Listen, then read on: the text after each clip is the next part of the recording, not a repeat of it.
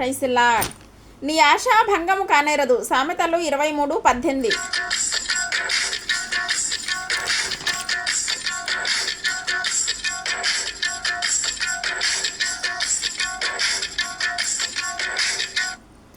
మనకు తోడుగా దేవుడు ఉంటాడు. ఆయన న్యాయాన్ని విడిచిపెట్టే దేవుడు కాదు. ఆయన బిడ్డలను ఎన్నడూ కూడా మర్చిపోడు. ఆయన తప్పక సహాయం చేస్తాడు. నమ్మండి. అటువంటి నిరీక్షణ కలిగి ఉండండి. ఏది ప్రభువా, నేను చాలా ఆశించాను, నా పట్ల జరగలేదే అని బాధపడద్దు. నిరీక్షణ కలిగి ఉండండి. సహోదరా, సహోదరి, నీ ఆశ భంగము కానేరదు. ప్రార్థన చేసుకుందాం.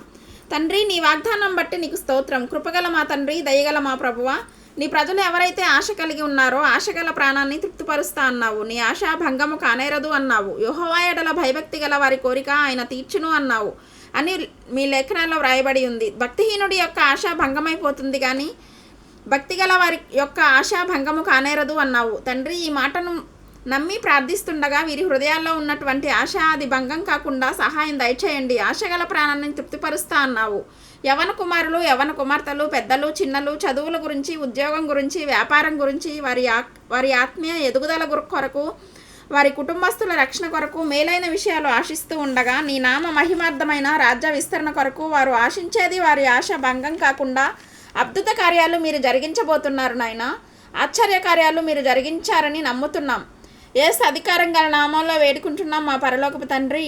ఆమేన్, ఆమేన్.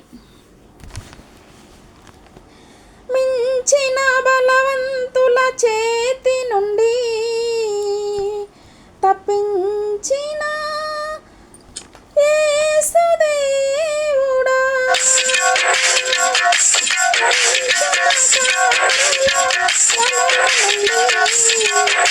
రక్షించిన